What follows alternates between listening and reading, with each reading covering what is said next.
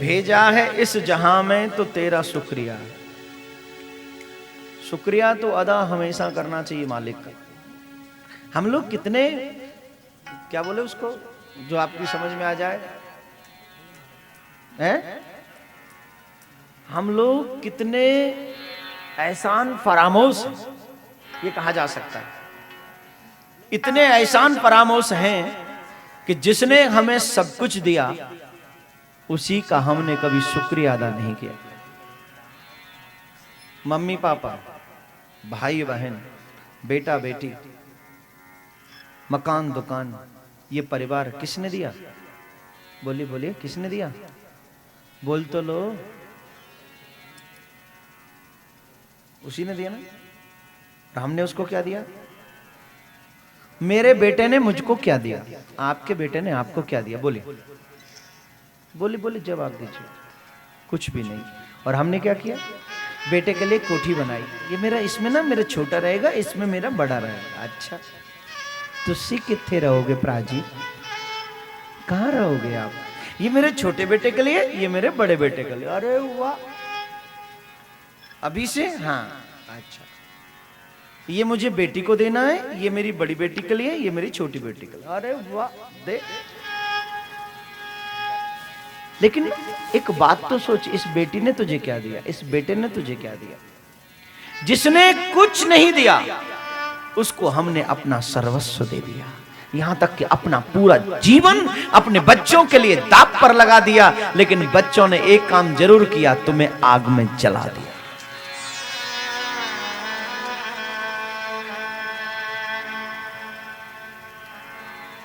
ये तो क्षणिक सुख है।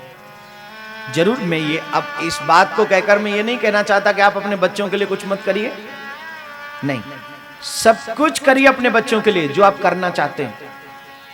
लेकिन साथ में अपने पिता की वफादारी जरूर याद रखिए। वो परम पिता, जिस परम पिता ने मुझे बच्चे दिए, उस परम पिता को भूलने का मतलब है अपनी आत्मा के साथ फ्रॉड करना, अपनी आत्मा के साथ धोखा करना। ये जो रिश्ते, ये जो नाते ना, ये सिर्फ यहीं के लिए, यहीं जब तक सांसें चल रही तब तक तुम्हारे रिश्ते यहां पर चलेंगे। लेकिन एक रिश्ता तब से जब से तुम्हारा जन्म नहीं हुआ, और तब तक जब तक तुम्हारी मौत ना आ जाए, और तब तक मौत के बाद भी, उससे हमेशा तुम्हारा एक रिश्ता रहता है, और वो है मेरा परम पिता, मेरा गोविंद, मेरा कन्हैया। और उसका रिश्ता अगर तुमने नहीं निभाया तो तुम्हारे सारे रिश्ते बेकार है मेरे भाई, सब रिश्ते बेकार है। बोलो राधे राधे। राजी हम उसी में जिसमें तेरी रजा है। तू सुख दे तेरी मेहरबानी, तू दुख दे तेरी मेहरबानी, तेरी खुशी समझकर सब गम भुला दिया। अगर तू हमें दुखी रखकर प्रसन्न है तो हमें तेरा दुख मंजूर है। बोले क्यों? मेरे रोने पे तुझको, हे गोविंद, अगर मेरे रोने पर तुझे हंसी आती है ना, तो ऐसी कृपा कर कि मेरे चेहरे पर कभी हंसी ना आए। अगर मेरे रोने से तू हंस सकता है तो ऐसी दुआ, ऐसा आशीर्वाद, ऐसा वरदान दे कि मेरे चेहरे पर कभी हंसी ना आए। मैं हमेशा रोता रहूं और अपने आप को रुलाकर तुझे हंसाता रहूं, ऐसी कृपा कर दे। मेरे रोने पे तुझको अगर आए हंसी, मैं रो रो कर तुमको हंसाया करूं, ऐसी कृपा करो। तो शुक्रिया अदा करो मालिक का कि उसने हमें इस दुनिया में भेज दिया। नहीं तो पता नहीं कीड़े मकोड़े बन के कहीं घूम रहे होते तो आनंद आ जाता। बोलो राधे राधे। राधे राधे। जोर से बोल लो राधे राधे। और ये बोलना ही पड़ेगा मेरे भाई। राधे राधे। नहीं बोलोगे? एक बात बताऊं, हमारी कंडीशन बड़ी डामाडोल है, बहुत ज्यादा। एक बात मैं हमेशा बोलता हूं, हमेशा, गोबर का कीड़ा गोबर में ही खुश रहता है। कहां रहता है? गोबर का कीड़ा गोबर में ही खुश रहता है। सपोज एक काम करो, गोबर के कीड़े को तुम निकालो, गोबर में से निकालो, उसे गंगा जल से स्नान कराओ, जमुना जल उसे पान कराओ, ऊपर से उसे मिठाई बर्फी खिला दो, बर्फी खिला दो उसे। अब बताओ क्या होगा उस गोबर के कीड़े के साथ? क्या होगा? जवाब दीजिए। जवाब तो दो।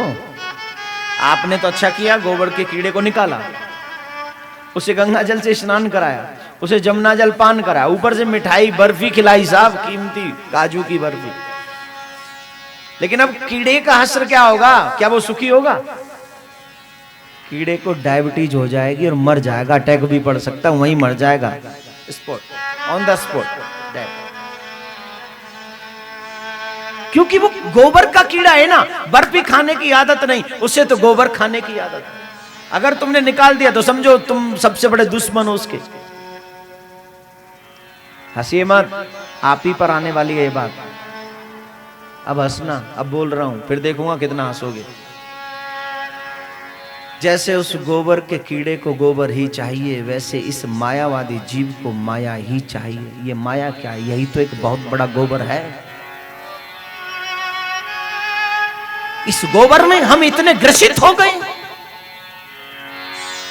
कि इस गोबर से निकलना नहीं चाहते। अगर कोई निकाल भी दे, सदगुरु बाह पकड़ के तुम्हें निकाले, बेटा यहां नहीं आ जा, तो हमें उससे दुश्मनी लग जाती है। अरे बोले गुरु जी क्या बोले, कोई संत आ जाए तो उसकी बात नहीं अच्छी लगती, क्योंकि हम लोग गोबर के कीड़े हैं, अर्थात माया के कीड़े हैं। माया में ही बंधे रहना चाहते हैं, 2400 घंटे माया में ही लिप्त रहना चाहते हैं। माया में ही जन्म लिया, माया में ही जीवन जिया, और अंत तो गत्वा माया में ही मर गए।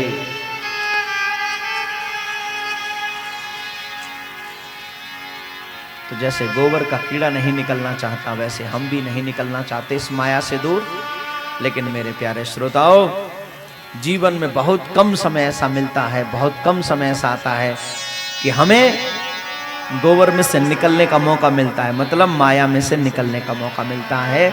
और जब वो मौका आ जाए तो उसे कभी छोड़ना नहीं चाहिए, उसको हमेशा उस पद चिन्ह पर, जहां से वो गुरु जी निकाले, गोविंद निकाले, संत बता में, उस पर निकल जाओ।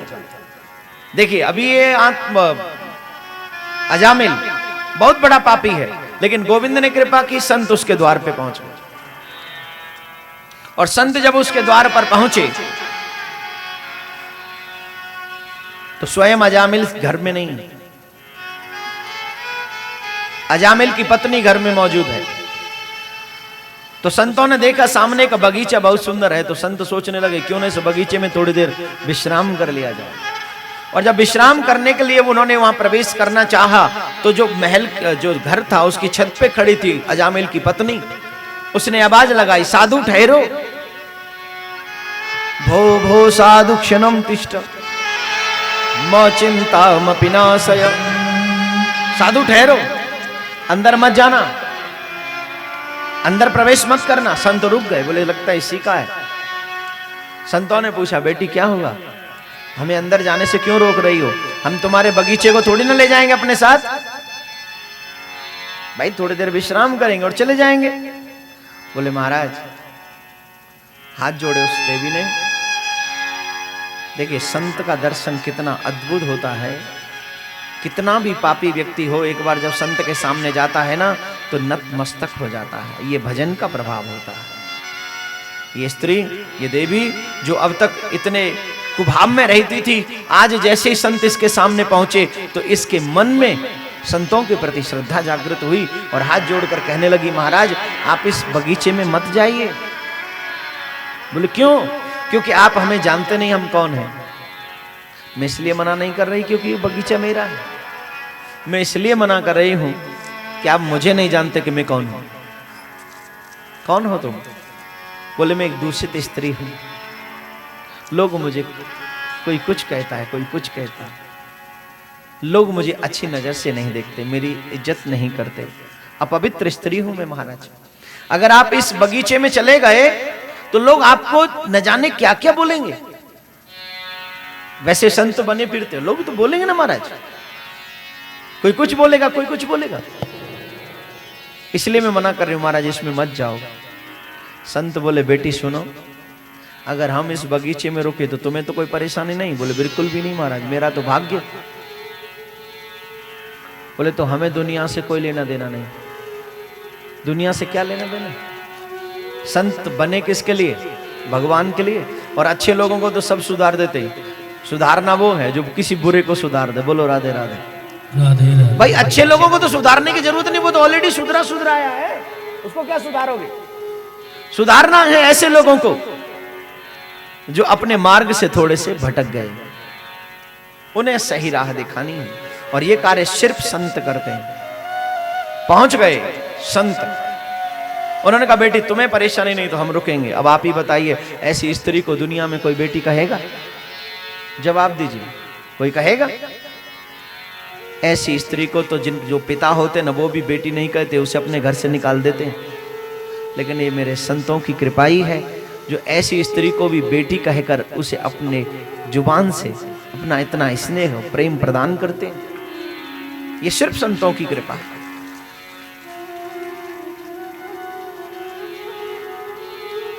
सुखदेव जी कहते राजन संत वहां रुक गए, लेकिन अब वो स्त्री सोच रही है कि अजामिल आ रहा होगा, और अजामिल जब आ रहा होगा तो वो उसने किसी न किसी जीव को जरूर मारा होगा, और संतों के सामने अमंगल वेश में नहीं जाना चाहिए। ये सोचकर उसने एक बाल्टी जल लिया, एक पात्र में जल लिया, वस्त्र लिए और जंगल में पहुंची। देखा सामने से अजामिल आ रहा है, उसने आज मृग को मारा है, मृग चर्म कंधे पर पड़ी है।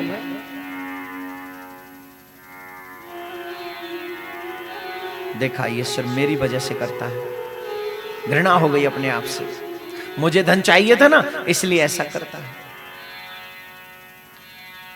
लेकिन इसको बिगाड़ा भी मैंने, अब इसको सुधारूंगी मैं, ऐसा भाव उस स्त्री के मन में आ गया।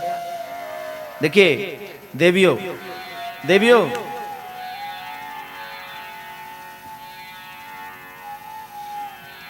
अगर देवियां चाहें, सच्ची बोलता हूं, दूसरों की तो बात छोड़ो, अपने अपने पतियों को सुधारने की गारंटी ले जाओ आज यहां से। अपने अपने पतियों को सुधार दो। और देवी चाहे तो पति ज्यादा देर बिगड़े नहीं रह सकते, उनको कुछ खाने में खिला दो, सुधरने वाली दवा खिला दो, इनको सुधर जाएंगे। बोलो राधे राधे। राधे राधे। बोलो खिलाओगे या नहीं? कौन कौन खिलाएगा?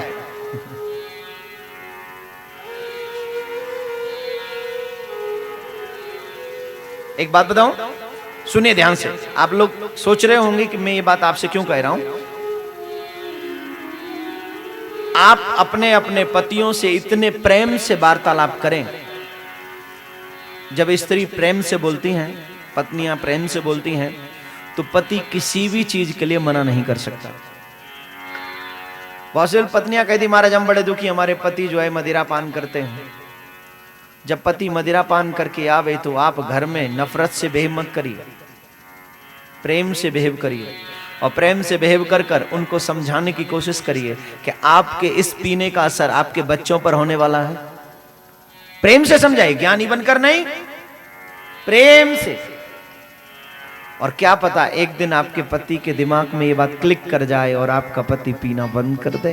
प्रेम करके तो देखो, समझा के तो देखो। अब आपने ताली बजा दी तो मैं क्या समझू, आप आज से ही ऐसा करोगे? बोलो राधे राधे। राधे राधे। जोर से बोलिए राधे राधे।